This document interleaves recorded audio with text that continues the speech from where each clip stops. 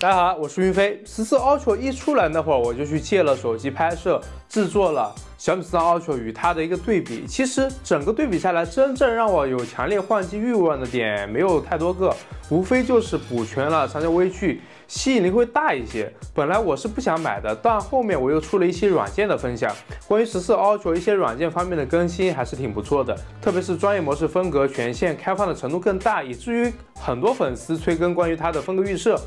以至于我在脑子里又浮现了要不要去买的一个选项，最终我还是冲了，并且做了一期以旧换新的视频，用13 Ultra 抵了3806，并付款了3222，拿下了这台白色素皮版的16+512的小米14 Ultra。那么我用了一段时间，发现了一些小点，来给大家做一期小小的短期体验分享，并且做了一个小小的分隔预设。那么点时长，我们一起来看看这款小米新旗舰14 Ultra， 说14 Ultra 其实是像 Mix 2和 Mix 2S 的关系一样，14 Ultra 在我看来只是13 Ultra S， 手感上说实话比13 Ultra 确实是有所提升的，后面的缓冲阶梯没有了，明显的手动脚轻感也没有了，镜头部分有巴黎士丁，有 Ultra 系列的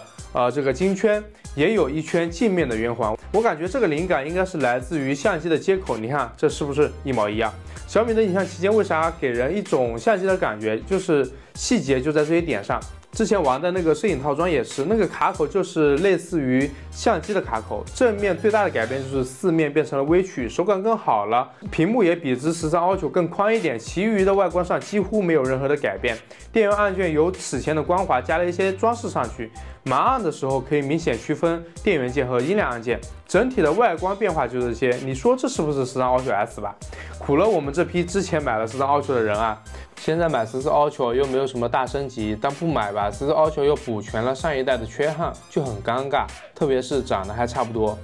当然，13 Ultra 明显的镜头防抖模组晃动它还是有的，大家自己直接来听一听吧。小米14 Ultra 它镜头晃动还是和13 Ultra 一样啊，我们来听一下。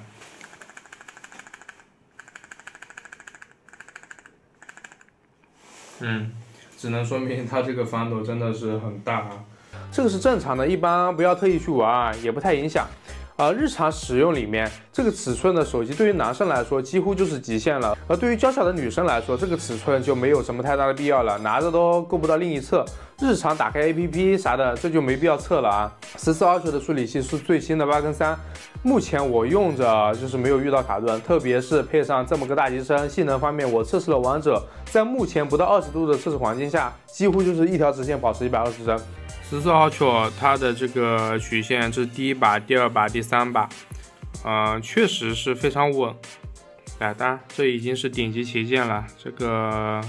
肯定要做到这一点。所以有关于游戏这一方面，我们就不过多的赘述啊。对于性能来说，它是拉满的。就日常使用来说，除了手机太大，后面镜头太夸张，依然会顶到手，应该很难在其他的方面有缺点。那么大家最关心的影像方面，到底表现如何呢？我也拍摄了非常多的照片，视频也在这段时间尝试了非常多。接下来一起来看看它真正的工作状况。在此之前，如果你正在计划换新机，正好拼多多100亿补贴，每天都是618的补贴价，数码3C 爆款直接抄底，不用等大促，熬夜抢单付尾款，拼多多每天都是优惠满满，100亿补贴让你省心又放心。打开拼多多搜索88400，点击图片或者点击评论区链接，直达100亿补贴活动会场。我特意比了比最近热门的数码爆款，拼多多100亿补贴还是非常优惠划算的，像小米14最低只要3714元，比官网便宜了整整585元，省下来的钱都可以直接再入手1-2个数码小件了。红米手表 Watch 4最低只要44元，比官网便宜了55元，一顿疯狂星期4就有了。还有红米 K70 Pro 只要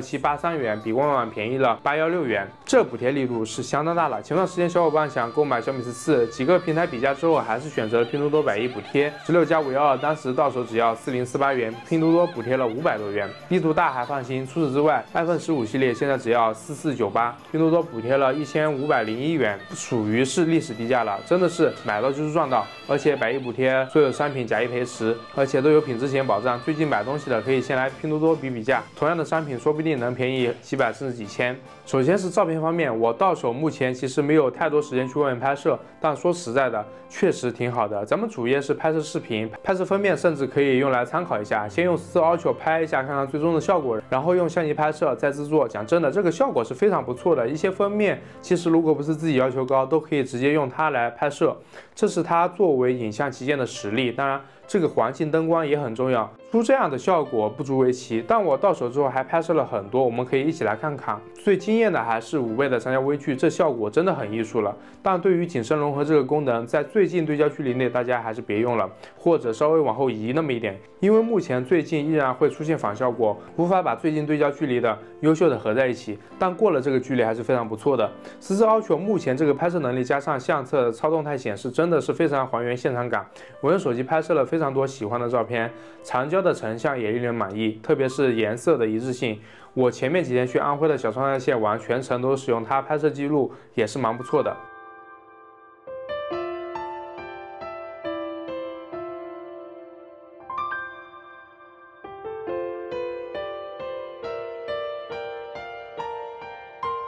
而对于超远距离的拍摄来说 ，AI 大模型的接入在城市场景里面是非常不错的，但对于自然环境就发挥不出太大的优势，因为环境还是太复杂了，所以大家也别把这个 AI 计算想得太牛，也就送上城市大模型，自然模型还需要慢慢来。然后大家一直吹的风格预设，我做了大家最喜欢的室内实物预设，大家可以在视频的简介下载。当然，我们也先来看看和原相机直接拍摄的差别在哪里。我的观点一直都是拍摄实物就用徕卡生动，所以我们先来看看原相机拍摄的。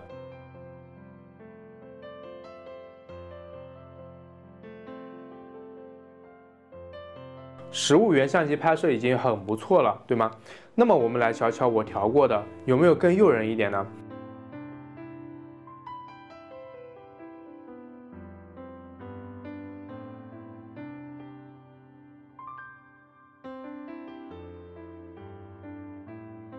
如果你觉得还不错，可以去下载导入试试。当然，这个预设只适合室内实物的环境，室外我暂时没有试过，应该也可以。但是其他场景就需要你自己先试试啦。有条件的话，可以反图看看哦。14 Ultra 作为影像旗舰，我们真正用来拍视频到底会如何呢？我在上一期视频里面大量使用了小米14拍摄的画面，有惊喜也有纠结的地方。且听我娓娓道来。我买了它之后，凡是拍摄可能会用到手机的地方，都会想用14 Ultra，没有什么其他的点，就是想拍摄4K 60帧的时候可以切换镜头。虽然我到目前为止用到的地方不多，但确实就很安心，特别是视频的长焦微距，这让很多拍摄有了不一样的可能。我想是这样想的，但实际上目前暂时用到的地方不多，只有上期拍摄行车记录仪的时候用到了，就还蛮不错的。介绍的时候就可以很方便，然后主摄的光圈大且可变，在拍摄视频的时候有自然的虚化，看上去质感会比之前拍摄的视频会更上一个层次。就这些方面而言，它是一部表现非常不错的摄影旗舰手机，但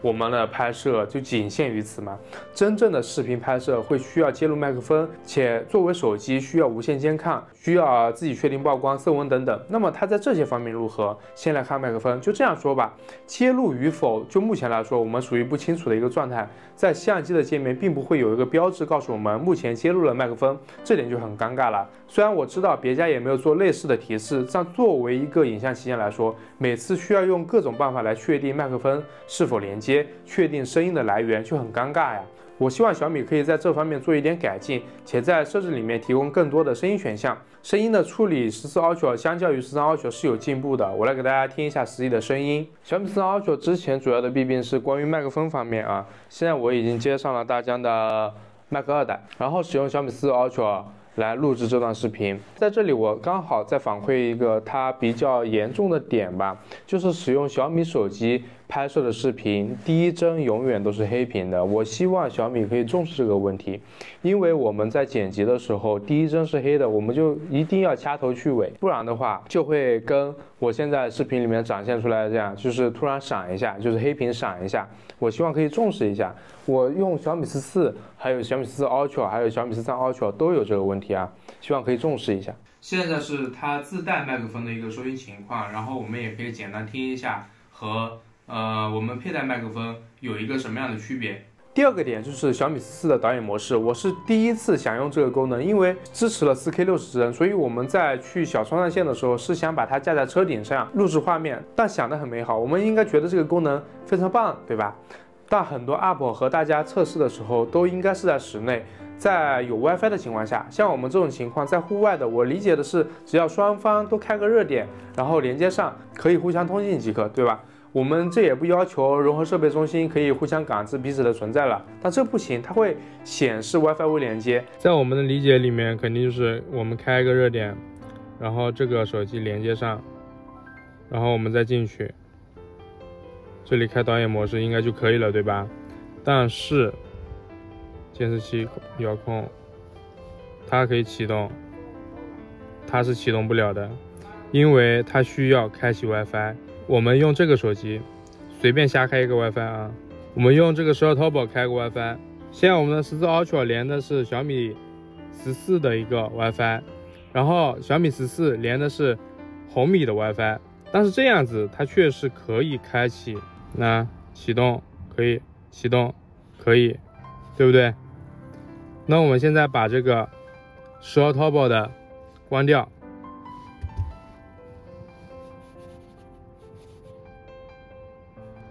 它就不行了。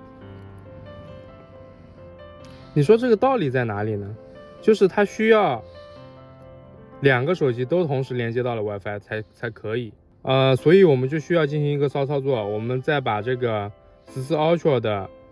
热点给开起来，然后我们去连接14 Ultra 的热点，我们这样互相连好了，启动，这样才可以。但很费解的一点是，如果我们现在连接的是 iPhone 的 WiFi， 我们来试一下。我们现在开启了 iPhone 的 WiFi， 这个是 iPhone， 然后同时都连接上了。我们再来看看它这个导演模式，监视器对吧？启动，它会显示当前网络无摄影机的连接。所以 iPhone 就虽然它也是热点，但是没有办法让小米14 Ultra 或者小米14他们成功的连接，这点就很奇怪啊。所以这就导致目前如果我们需要在户外开启这个功能，就需要别人先开个热点，且不能是苹果，然后我们才可以使用手机监看功能，或者我们2台手机都互开热点，互相连接，然后也可以开启监看模式，就真的很魔幻，就是有点类似于我给自己充电，而且还充上了的魔幻状态。建议小米的工作人员看到这个视频可以改一下开启监看的一个前提条件，现在这样真的在户外用起来很麻烦，真的不好用。第3点就是关于专业模式白平衡的问题，因为我会拍摄开箱，所以近距离没有参考的画面，白平衡就很容易飘。但专业模式识别的白平衡，我们手动调就不是那个颜色了。好，大家看，现在是自动的白平衡，现在是2700K。我们把它调到手动的2700K， 只能2800，然后这个已经特别明显了，对吧？2800，大家记住啊，再调回来2700，大家知道差别在哪里了吗？我们根本没有办法使用自己的手动专业模式调整到自动的这个值，它没有其他的选项，且没有解决的办法，所以目前白平衡这方面也只能用自动。